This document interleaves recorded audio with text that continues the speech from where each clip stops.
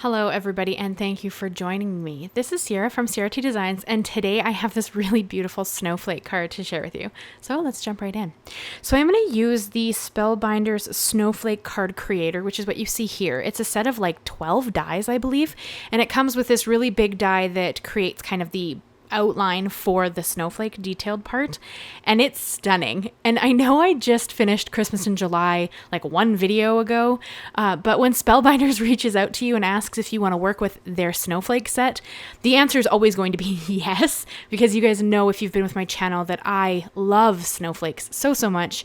And Spellbinders just released a bunch of stunning snowflake dies. I'm so excited to work with them. So you will see some more Christmas-esque themed videos coming with these snowflake dies because they are stunning and I really want to showcase them. So this is the Snowflake Card Creator, which, as you see here, I'm going to create a base for my card. And that's why I'm cutting these two pieces out with my heavy white cardstock. This is the cardstock that I use to create my white bases. So it's very heavy.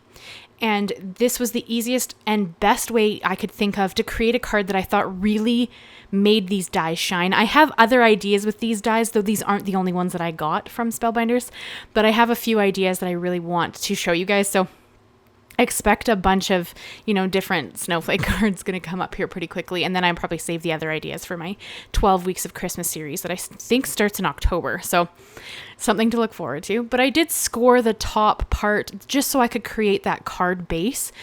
That is how I wanted to do this.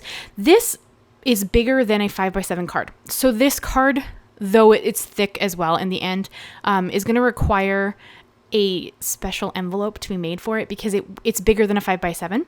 So I would then create probably a square card envelope so that it could fit in there. I'm not doing that in this video. We will have to do it at a later date, but I'm going to just create that fold at the top so that kind of creates my card. And then I'm just going to tier just that piece. And of course, Mist came to supervise, make sure that I was doing this properly. And then I did bring in a piece of the Tim Holtz, I believe it's either metallic. They used to be confections. They're not called that anymore, and I just kind of blanked on what this card is called. All of everything I use is always linked and listed down below if you're ever interested. It used to be the like confections or jewel tones metallic Kraft-stock. It's changed, and I don't remember the name off the top of my head, but it will be down in the description if you're interested. I love his metallic cardstock. I think it's stunning. So this is just such a pretty thing, and you guys know, if you've been with me for a while, purple is my favorite color, so I thought that a white and purple card with these dies would just be stunning. The only thing that I did have an issue with is that I didn't realize that one piece of this snowflake didn't cut. So you're going to see here I was starting to pop it out, and then just because I was worried about bending it and having it not adhere straight when I wanted to kind of adhere it, I did end up kind of just cutting pieces off of the cardstock so that I could go in and just trim out the pieces that kind of didn't cut all the way through. There was like 2 leaves that did this, but I'm showing you that because I want you to see that it's not a big deal. You could go and reline up the die, but I find that generally I don't line it up well enough, and then it just kind of does a funny cut, and I don't want to waste this cardstock. So this was kind of my easiest solution to make up for the issue of just these like 2 or 3 small areas that didn't quite cut through all the way. So instead of, wasting the snowflake or trying to recut it and making another mistake, I just felt like this was probably the easiest way for me to salvage that little bit of cardstock that kind of just didn't cut all the way through. And I did jump between 2 different sets of plates for my switch.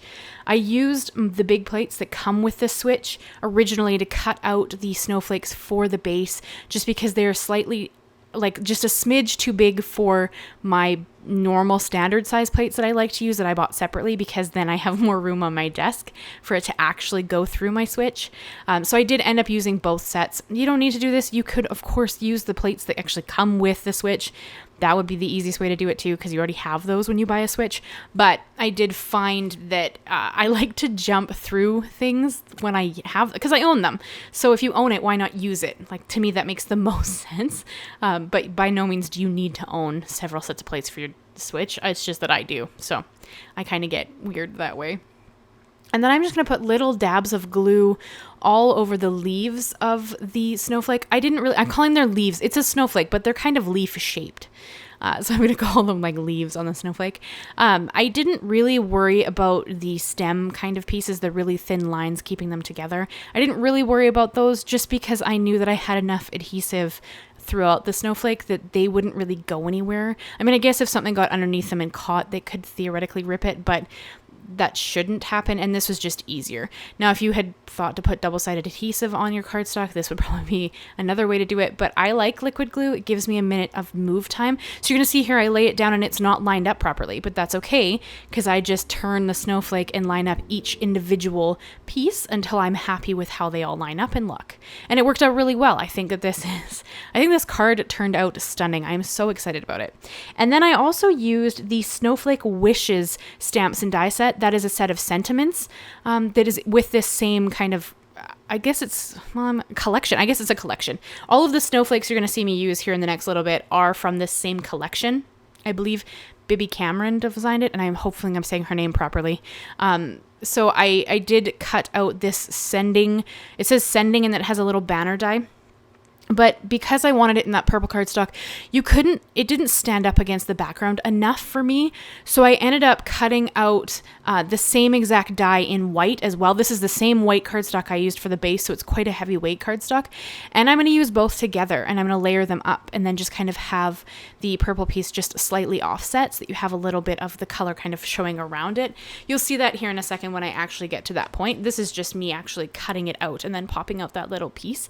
But there's 4 dies with this stamp set. I think there's sending, which you can see here, wishes and believe, and then there's a whole bunch of matching sentiments in the set. It's a great sentiment set that I think would go on pretty much any card you wanted. And then these are the stamps. So I chose to use a Christmas sentiment for this. You don't need to. I mean, it is a snowflake, but it could be winter related, right? I used season's greetings, so I have sending season's greetings. That's kind of what I went with, but there was tons of sentiments in there that weren't Christmas related, so it could have really been anything. And I mean, I feel like a snowflake can really be multiple things. It doesn't have to be Christmas. It's just that I kind of more chose a Christmas sentiment, but you could have, made this just like a winter card, or, I mean, I would happily receive a snowflake card any time of the year. So that would make me happy regardless, but I know we generally kind of make snowflakes more themed towards winter or Christmas. But I mean, I think they're stunning, so I'm happy anytime. But I did off-center that just slightly so that I could have the purple popping out to the left-hand side of my sentiment. And then these little dies here, you're only going to see these 2. It's like a poinsettia or poinsettia leaves, and then there's little leaves that go with it. This comes with the snowflake, the large snowflake. So there's also little embellishment type pieces with that large snowflake to kind of help your design pop even more. So I thought this was really fun. If you wanted, you could absolutely mass produce, maybe not this part because this was a little more time consuming, but you see the card just sitting there to the right hand side of my Sizzix Sidekick. You could absolutely reproduce this and mass produce them into, do different shades of colors from that metallic cardstock. Because Tim Holtz, I think there's like 12 colors or something in that set. So you could easily, mass produce this in multiple different colors. And I think it would look stunning even just as it is here. I chose to bring in some of those extra little element pieces just because they're there and, they're fun to play with. So I thought it would be really fun to add them. So I cut the poinsettia out twice from a glitter white cardstock. And then I cut the 4 leaves that kind of match the poinsettia out of vellum hard, like a very thick vellum. Just because I wanted it to not really cover up more of my card in the background. And then I kind of had to play with my layout for a little bit. I knew I wanted to incorporate just the 1 poinsettia. It is quite large, so I didn't want it to steal the show, so I chose to just do 1 with 2 of them layered up. And then I do actually kind of pop up the leaves as well to give it even more dimension. This card, the only dimension on it is this flower or poinsettia. Is a poinsettia considered a flower? I mean, it's leaves, but it kind of looks like a flower. I don't know. I have a brown thumb. Like I plants in me are not. I love them. They're beautiful. I love to look at them. I love to just enjoy them. I love to color them. I love them on my cards, but don't give me a plant because I will kill it. No matter how hard I try. It can't. Not in my house. Cats, baby. That's all that comes into my house, and it's, you know, it's good. They survive. My favorite flowers are lilies, and my husband had to stop giving them to me just because they're poisonous for cats.